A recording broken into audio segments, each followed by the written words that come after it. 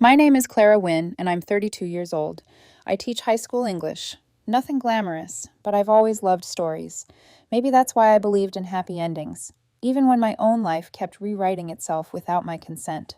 3 years ago, my sister Emma and her fiancé Jared hit a rough patch. They were drowning in debt, juggling bills, and pretending everything was fine.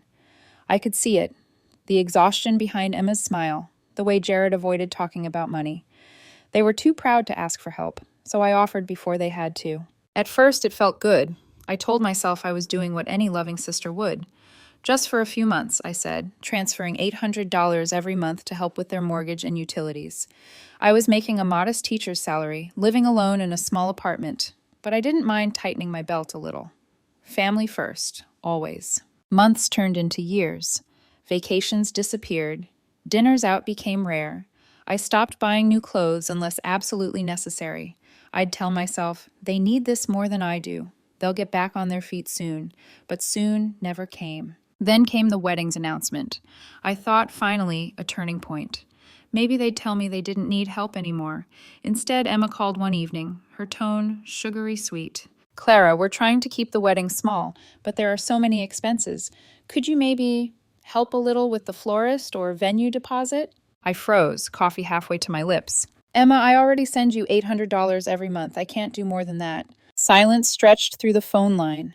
She didn't argue, but the distance between us grew after that call. For the first time, I felt used. 2 months later came Dad's birthday, the kind of loud, chaotic family gathering where the air smells like barbecue and nostalgia. Grandma's house was full of laughter, squealing kids, and that faint scent of lemon polish she loved. I remember setting the dessert tray down when she touched my arm. Clara, honey, can we talk outside for a moment? Her voice was soft but urgent.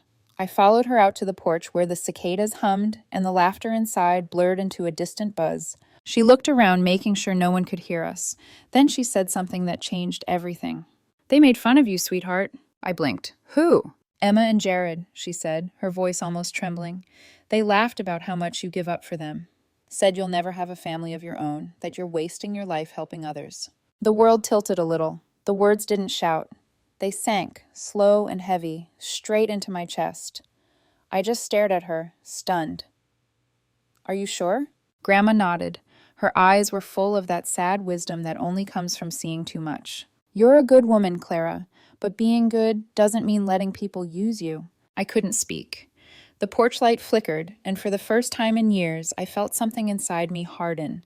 Not anger, exactly, but resolve. Inside, Emma's laughter carried from the kitchen, bright, careless, unaware. Jared poured himself another drink, chatting with Dad like nothing in the world was wrong. I forced a smile when I walked back in. I hugged Mom, helped clear plates, even clinked glasses with Jared when we toasted Dad's health. No one knew that everything had changed for me in those few minutes outside. That night, I lay awake staring at the ceiling fan spinning lazy circles. My grandmother's words kept echoing. You don't have to let them treat you like this. I realized she wasn't just talking about Emma and Jared. She was talking about a pattern, a lifetime of me shrinking so others could stand taller. The next morning, I woke early, made coffee, and sat at my small kitchen table, staring at my budget spreadsheet. Line by line, I saw the proof of every sacrifice I'd made. Trips canceled, savings untouched, dreams delayed. It hit me then. I'd built my life around other people's needs, and the ones I'd tried to save were laughing behind my back. That was the morning something in me shifted. No drama, no angry calls, just quiet clarity. They thought I was weak. Fine. Let them learn what strength looks like when the money stops coming in.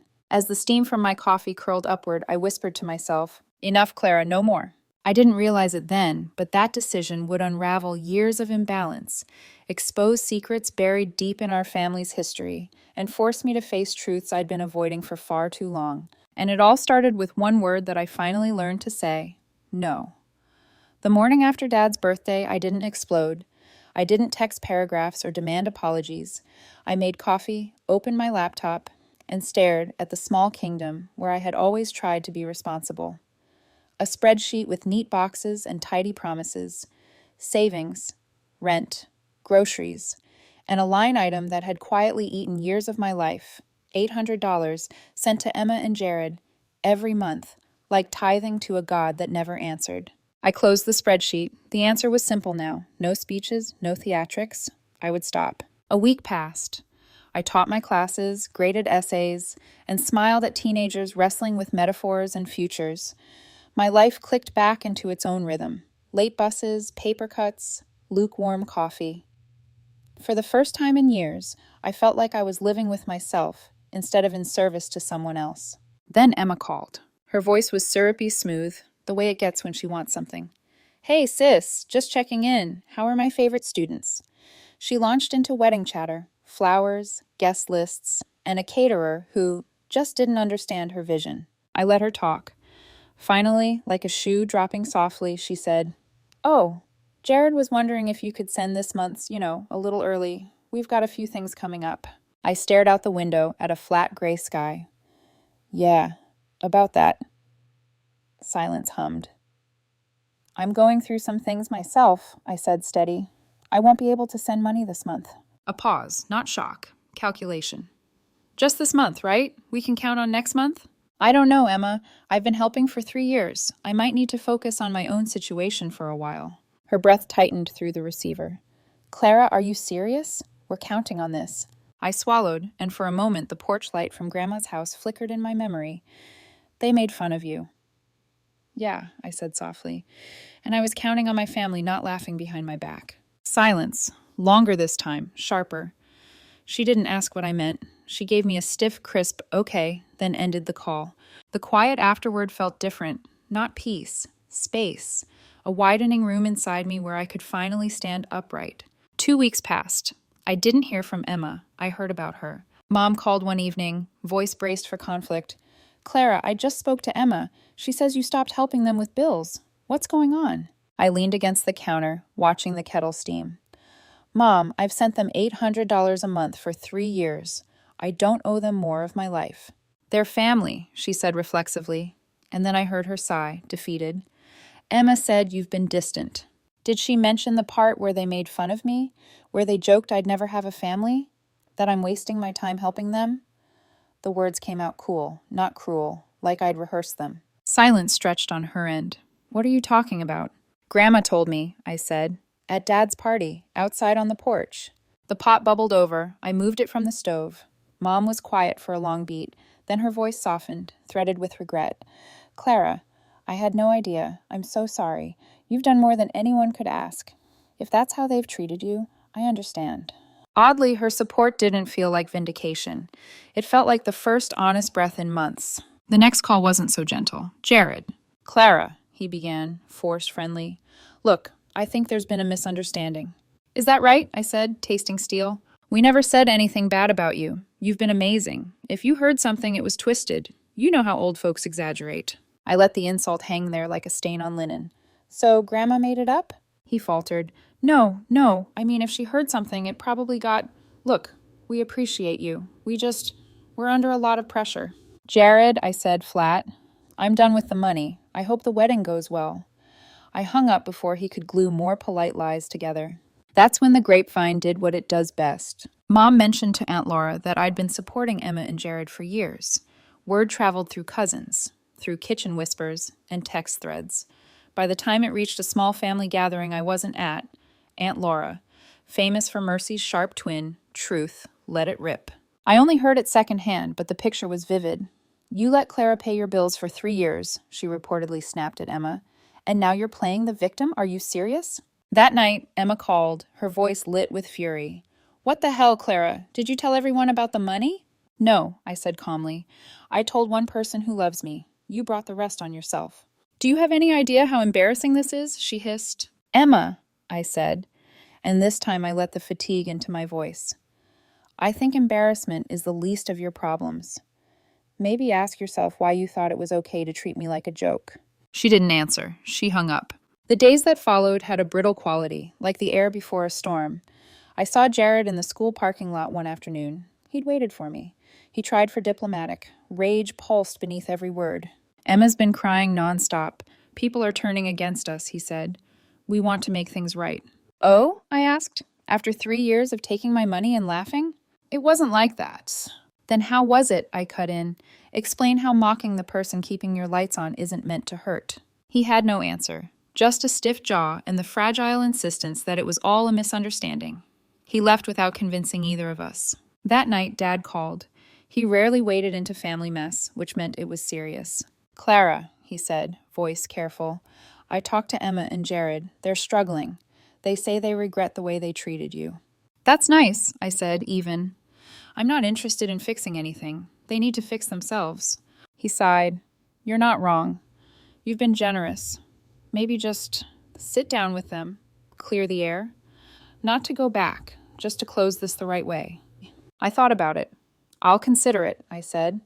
But inside, the answer was already no. Forgiveness without responsibility is just permission to repeat. A week later, a handwritten invitation arrived. Emma's script, looping and careful. Coffee, family meeting. Curiosity walked me into it. The cafe was nearly empty, all honeyed light and clinking cups. Emma looked polished, Jared appropriately solemn. The apology came first, smooth, practiced, like a speech with the edges sanded down. We're sorry, Emma said. We shouldn't have said what we said. Would you have apologized if Grandma hadn't told me? I asked. A beat too long. Of course, Jared said quickly. I stared until the veneer cracked. Right. Then came the true purpose. We need a favor, Emma said softly. I almost laughed. Let me guess. Money. Not exactly, she said. We need you to co-sign a loan, just to refinance the house. Better rate. You wouldn't have to pay anything. I blinked once. Twice. You want me to put my name on your decisions after everything that's happened? Emma flushed. We're trying to make things right. You don't fix things by asking for bigger favors, I said. You fix things by taking responsibility. Jared's hand smacked the table. Small thunder in a quiet room. You're being unreasonable. We're family. I stood, pushing my chair in with a soft click. Exactly. And family doesn't treat each other like dirt. I dropped a few dollars for coffee and walked out into clean air. The storm broke the next morning, not with rain, but with a phone call. Clara, honey, Grandma said, voice tight. Can you come over? I have something to show you. I paused on my doorstep, keys in hand, a slow thud beginning behind my ribs.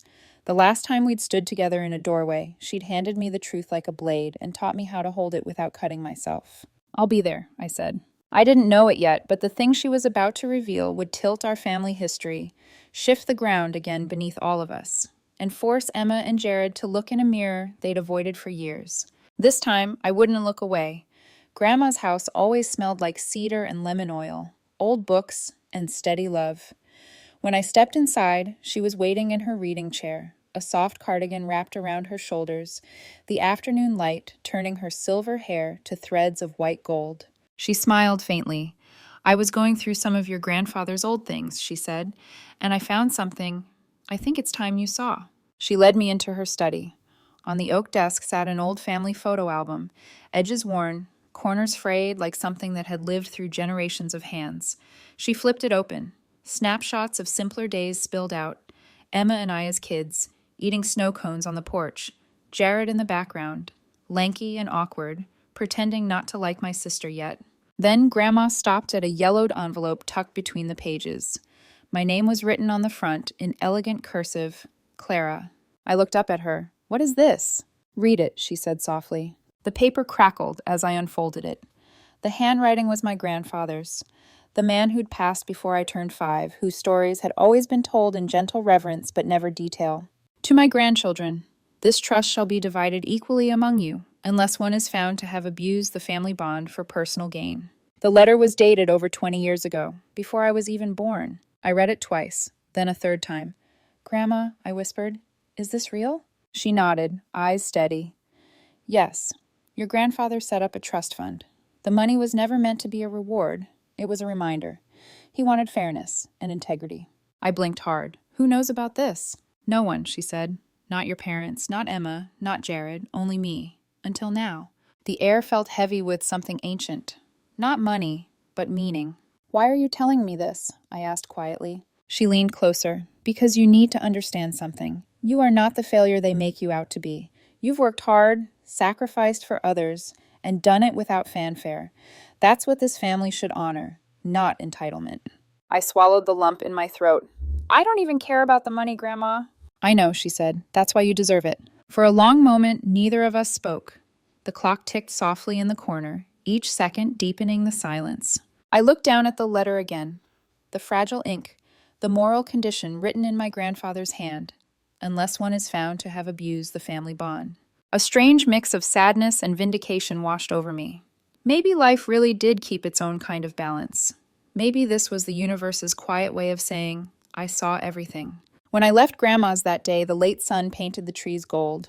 I drove home with the letter folded carefully in my bag, my mind turning like a wheel, past the betrayal, past the anger, towards something colder and cleaner. Clarity. Over the next week, the family grapevine did what it always did best. Emma and Jared's situation unraveled fast. Jared's work hours were cut, wedding payments bounced, their mortgage came due, and without my monthly support, their picture-perfect life began to crack around the edges. They tried to reach me, first politely, then desperately. I didn't respond. Then the guilt campaign began. Cousins called. My mother sighed over the phone. Emma's been crying, she said. They're struggling. I wanted to feel pity, but I only felt tired. Mom, I said, you can't save people from the consequences of their own choices. By the end of the month, the whole family knew. Aunt Laura, ever the blunt instrument of justice, confronted Emma again at a brunch. This time, I heard the story firsthand from Mom, who sounded half horrified, half impressed. You let Clara carry you for 3 years, Laura had snapped. And now you're furious she stopped? That's not struggle, Emma. That's selfishness. Emma apparently left in tears. Jared stormed out after her. The next day, my phone buzzed again. An unknown number. When I answered, his voice was tight and polite. Clara, Jared here. Listen, I think we've gotten off track. We never meant for any of this to happen. I exhaled slowly. Jared, the problem isn't what you meant. It's what you did. He hesitated. We want to start over. No bad blood. We'll handle things differently. Good, I said. Then handle them without me. And I hung up. That night, I sat on my balcony with a cup of tea, the letter open on my lap again. The streetlights shimmered below like a scattering of gold dust. I thought about the strange justice of it all, how people reveal themselves when the faucet turns off. And I thought of Grandpa's line again, unless one is found to have abused the family bond. The words felt like prophecy. I wasn't sure what Grandma planned to do with the trust fund, but something told me the truth had a way of finding its moment, like a storm waiting over still water. I could feel it coming, and when it did, I wouldn't run from it. Not this time. 2 weeks later, I came home from work to find a crisp white envelope slipped under my door. My name was written across the front in looping handwriting I recognized instantly, Emma.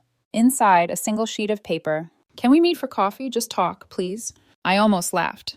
After everything, the gossip, the guilt, the mockery, she wanted coffee.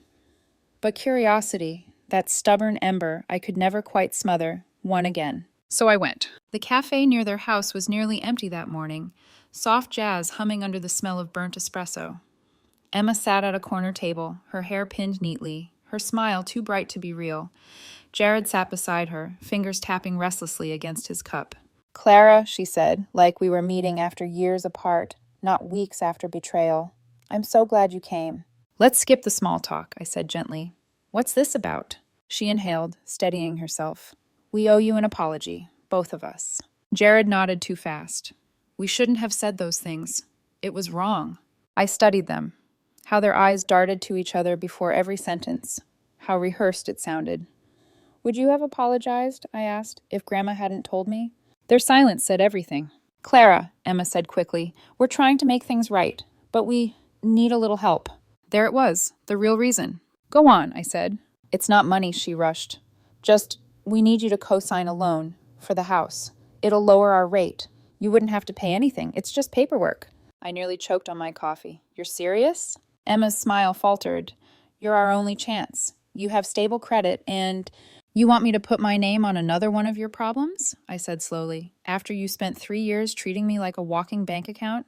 We're family, Jared snapped, hand slamming the table hard enough to rattle the cups. I stood, slipping a few dollars under my saucer. Exactly, I said. And family doesn't treat each other like dirt. And I walked out, leaving the smell of burnt coffee and desperation behind me. 3 days later, the real explosion came. Grandma called. Her voice trembled with something between fury and disbelief. Clara, honey, they went to a lawyer. I froze. What? They found out about the trust, somehow. They're claiming you hid family assets from them. They say you withheld information. For a moment, the world went white. Not fear, but stunned disbelief. Grandma, that's insane, I said. You were the one who showed me that letter. I didn't even know it existed until you... I know, she interrupted gently. They're desperate, Clara, but this is low, even for them. I pressed my hand to my forehead, pulse pounding. Let them try. I'm not afraid of the truth. But still, I felt something crackle in the air, the way lightning does before it strikes. Over the next few days, the calls came in waves. Mom, frantic. Dad, exasperated. Aunt Laura, delighted. They're accusing you of hiding a trust fund, she said, barely containing a laugh.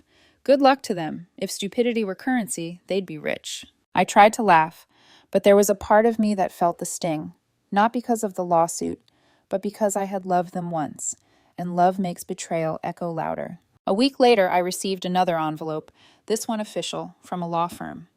My hands didn't shake when I opened it, maybe because by then I'd stopped expecting anything decent from them. But the letter inside was unexpected. Our clients, Emma and Jared, have decided to withdraw their claim. They wish to settle the matter privately. Withdraw? Just like that? I called Grandma immediately. Did you talk to them? No, she said, voice unreadable. But I heard something. Apparently, karma had impeccable timing. Jared had been quietly embezzling small amounts from his job for months.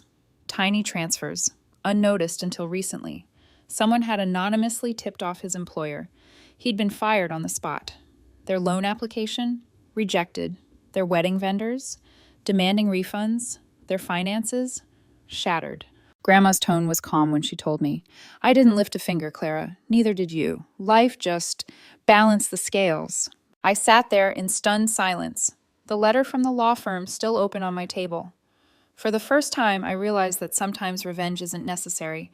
Truth has its own quiet gravity. 2 nights later, I came home to find Emma pacing in front of my building, her mascara smudged, her posture crumbling under invisible weight. Clara, please, she said as soon as I stepped out of the car.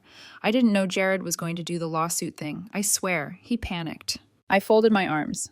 And you didn't stop him. I tried, She stopped, eyes glossy. Everything's falling apart. The wedding's off. Jared moved out. I don't know what to do. I wanted to feel pity. I really did. But there's a difference between compassion and self-sabotage.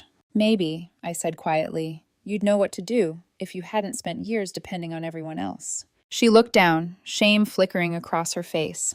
You're right, she whispered. But I don't have anyone else now. That's not true, I said. You still have you. Her eyes lifted, pleading, broken. So that's it? You're just going to cut me off? I shook my head slowly. No, Emma, you cut me off. When you laughed at me, when you tried to take from me again and again, I'm just finally accepting it. She opened her mouth, but no sound came out. I turned, walked inside, and didn't look back. Later that night, Grandma called again. I heard she came to see you, she said softly. You okay? I think so, I said. It hurts, but it's cleaner now, like ripping off a bandage. Grandma exhaled, and then, almost casually, she added, I've decided something about the trust. What do you mean? If Emma and Jared can't show responsibility or respect, they won't receive their share. I'll make sure of it. I've already spoken to the lawyer. I sat there speechless. Grandma, I don't want the money. I know, she said, a smile in her voice. That's why you deserve it. The next morning, sunlight poured across my apartment floor, and for the first time in years, I didn't wake up with dread. I brewed my coffee, opened the curtains, and stood still for a while. No buzzing phone, no obligations, no silent guilt. In the distance, I could hear the faint hum of the city, people rushing, lives overlapping. For me, everything had slowed down, finally in rhythm with my own heart. The storm had passed, but the sky wasn't empty. Somewhere in that quiet space between loss and freedom, something new was waiting to grow. The days that followed were quiet, too quiet. After the storm, silence can feel suspicious, like the air itself is waiting to see what you'll do next. I woke early, graded papers, and walked to work through the golden haze of late autumn. The air smelled of rain and leaves, the kind of bittersweet scent that makes you both nostalgic and free. For the first time in years, I wasn't budgeting for someone else's crisis. My mind felt uncluttered. Still, the peace didn't come without its echoes. Sometimes at night, I'd replay Emma's voice in my head, her panic, her apologies, her disbelief that I could really say no. I wasn't angry anymore, just tired. Then, one Sunday morning, my phone buzzed with a number I hadn't blocked yet. Mom. Clara, she said softly. Emma's moved back home. Jared's gone. Your father and I didn't want to tell you, but she's having a rough time. I stared out the window, watching sunlight scatter across the wall. I figured as much. She misses you, Mom added carefully. Maybe you could call, just talk? I let the silence hang long enough that we both understood the answer. I can't, Mom, not yet. I need distance. She sighed, not disappointed, but resigned. I understand, sweetheart. Boundaries are hard, but sometimes they're holy. Her words stayed with me for the rest of the day. A week later, I stopped by Grandma's house again. The air smelled of cinnamon and paper. She was baking and sorting documents, her two favorite hobbies. When she saw me, she smiled. My brave girl, she said, pressing a warm cookie into my hand. I talked to the lawyer. It's done. I blinked. What's done? The trust, she said simply. Emma and Jared are no longer included. I gave them a chance to show growth, but all they showed was greed. The trust will go to you and your cousins instead. I stared at her. Grandma, you didn't have to do that for me. I didn't do it for you, she said gently. I did it for what's right. Your grandfather's words were clear. Integrity matters more than blood. Something in me cracked open. Not sadness, not triumph, just the ache of realizing that someone had finally seen all of me. You've always given, Clara, she said, her wrinkled hand covering mine. Now it's time for life to give back. In the following months, the family slowly settled into new rhythms. Emma stayed quiet. No calls, no texts, no appearances at family dinners. Dad pretended not to take sides, but I saw the way his eyes softened when he looked at me. Mom, for once, didn't try to mediate. And Grandma, well, she remained the steady anchor, holding all our stories together. One evening, Aunt Laura called out of the blue. Just ran into your mom, she said. She told me everything that's happened. And Clara, she chuckled, I'm proud of you. Proud? I asked, half laughing. You finally stopped letting people treat your kindness like weakness. That's no small thing. Her words sank deeper than I expected. Because the truth was, I hadn't realized how much I'd let myself shrink, how many years I'd spent apologizing for being generous. By spring, life looked different. My apartment felt lighter. I'd started saving again. I even planned a short trip to the mountains, something I hadn't done in years. One Saturday, while packing, I found the old letter again, the one my grandfather had written. The paper had gone even yellower with time, the ink faded, but the words still glowed with quiet power, unless one is found to have abused the family bond for personal gain. I smiled, folding it carefully back into its envelope. That letter wasn't about punishment. It was about balance, about learning when love becomes enabling, when kindness becomes captivity. Months later, on a cool evening in late May, I found myself walking past the old family home, the one Emma used to live in with Jared. The house was for sale now, the for sale sign tilted slightly in the wind. The porch light flickered, the same way it had that night when Grandma first told me the truth. I stood there for a while, watching the curtains sway behind the windows.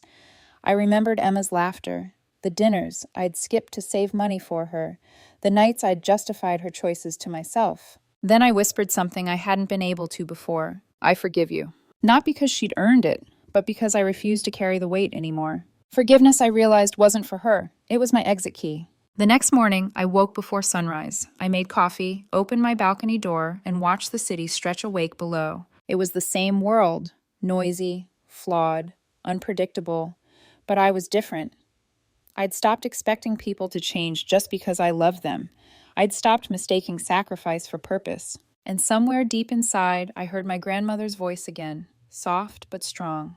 You don't have to let them treat you like this. This time it didn't sound like a warning. It sounded like freedom. I took one last sip of coffee, set the mug down, and smiled at the rising sun. Some ties break you, I whispered, until you learn to let them go. And for the first time in a long, long while, I truly did.